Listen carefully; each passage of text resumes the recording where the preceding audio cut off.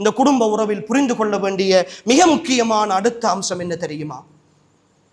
திருமண வாழ்க்கை என்பது 4 சுவர்களுக்குள் கணவன் மனைவி என்கிற அந்த உறவின் புனிதத்தை பேணி வாழ வேண்டிய ஒரு வாழ்க்கை.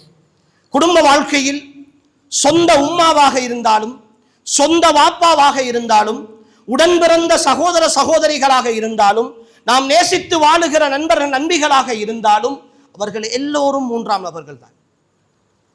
எல்லோரும் 3ஆம் நபர்கள் தான். என் வீட்டில் நடக்கிற ஒரு பிரச்சனையை என்னுடைய உம்மாவுக்கு போன் பண்ணி, என்னுடைய வாப்பாவுக்கு போன் பண்ணி, என்னுடைய நானாவுக்கோ தம்பிக்கோ ராத்தாவுக்கோ தங்கச்சிக்கோ நான் போன் பண்ணி பேசுகிற மனோநிலையில் நான் தொடர்ந்து வளர்வேனாக இருந்தால் என் குடும்ப வாழ்க்கையினுடைய சந்தோஷத்தை நான் ஒட்டுமொத்தமாக இழந்து விடுவேன். அதில் சந்தோஷம் இருக்கவே மாட்டாது.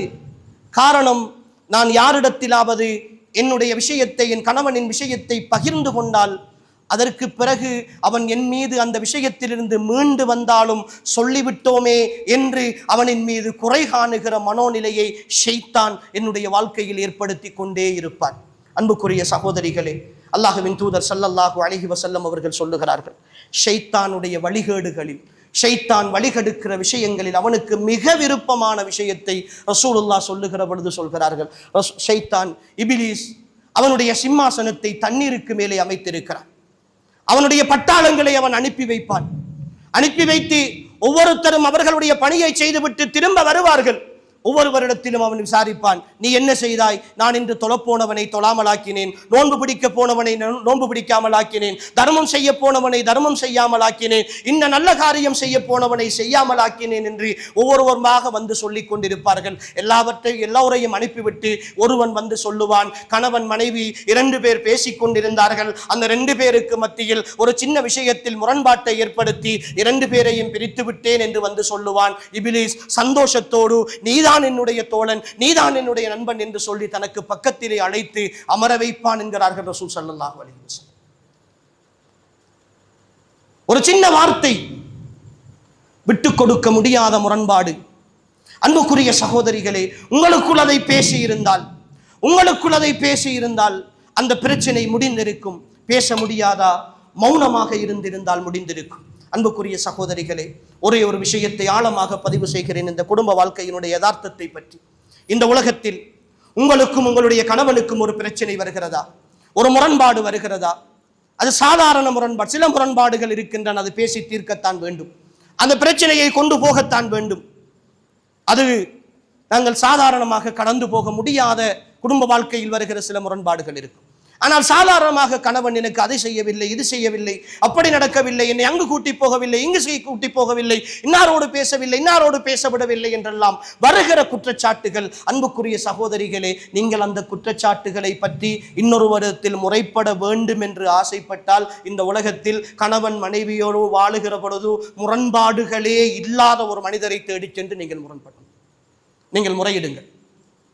அப்படி ஒருவரை இந்த உலகத்தில் நீங்கள் கண்டுபிடிக்கவே முடியாது.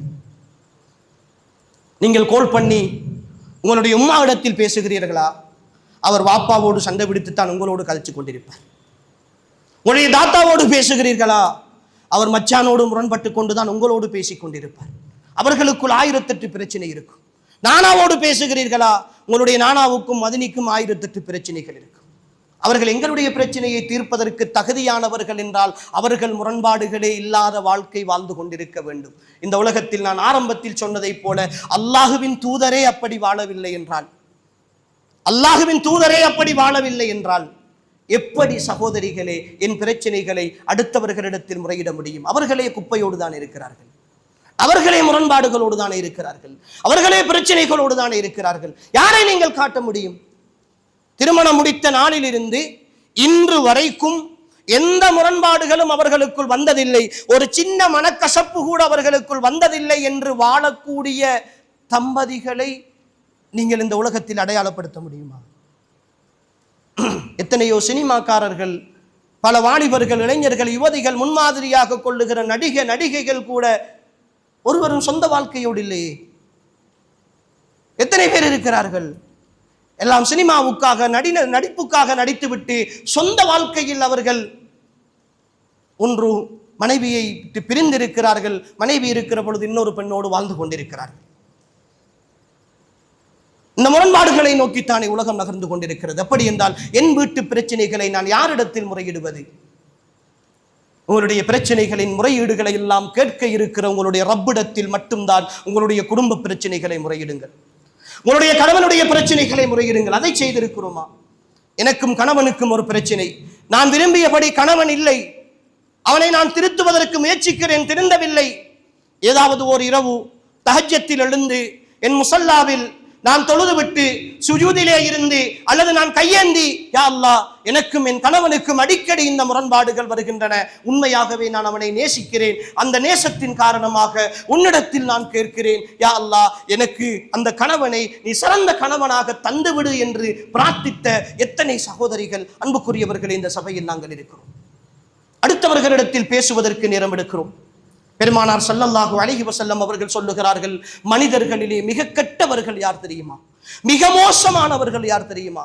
கணவனாக மனைவியாக இரவிலே ஒன்றாக வாழுகிறார்கள்.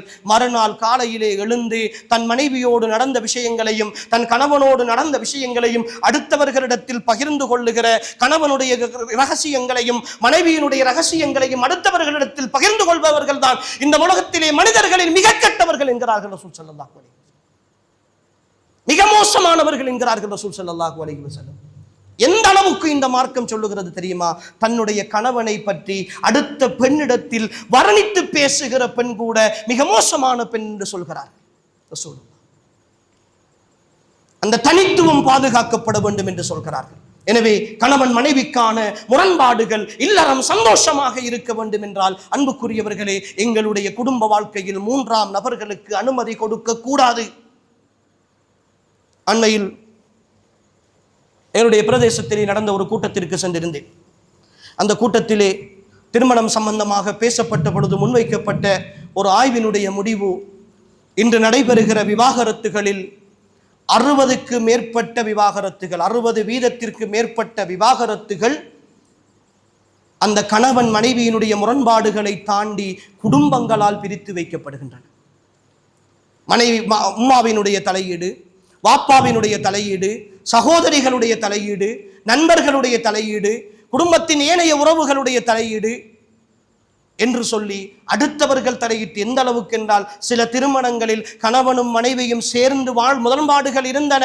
இப்பொழுது அந்த முரண்பாடுகளை களைந்து அவர்களாக புரிந்துணர்வுக்கு வந்து சேர்ந்து வாழ வேண்டும் என்று நினைக்கிறார்கள். எங்களுக்குள் எந்த பிரச்சனையும் இல்லை, நாங்கள் இனி சேர்ந்து வாழ்வதற்கு சம்மதம் என்று நினைக்கிறார்கள். ஆனால் குடும்பம் விடாப்பிடியாக நிற்கிறார்கள். இல்லை, நீங்கள் சேரக்கூடாது, பிரிந்துதான் ஆக வேண்டும் என்று பிரித்து வைக்கிற திருமணங்கள் கூட இன்று இந்த சமுதாயத்தில் அதிகரித்துக் கொண்டிருக்கின்றன. காரணம், இந்த சின்ன சின்ன பிரச்சனைகளை எல்லாம், கணவன் மனைவிக்காக நடக்கிற பிரச்சனைகள் எல்லாம் சந்தைப்படுத்தி அதை பஜாருக்கு கொண்டு வந்து, இன்று இன்னும் ஒரு நோய், ஒரு பெண்ணினுடைய ஸ்டேட்டஸை காலையிலே எடுத்து பார்த்தால் அன்று இரவு வீட்டிலே அவருக்கும் கணவனுக்கும் என்ன நடந்திருக்கிறது என்று தெரிந்துவிடும்.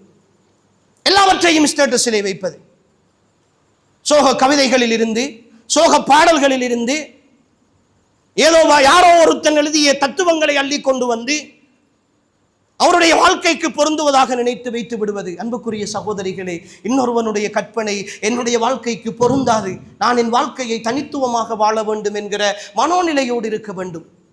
எனவே இந்த மனோநிலை வர வேண்டும்.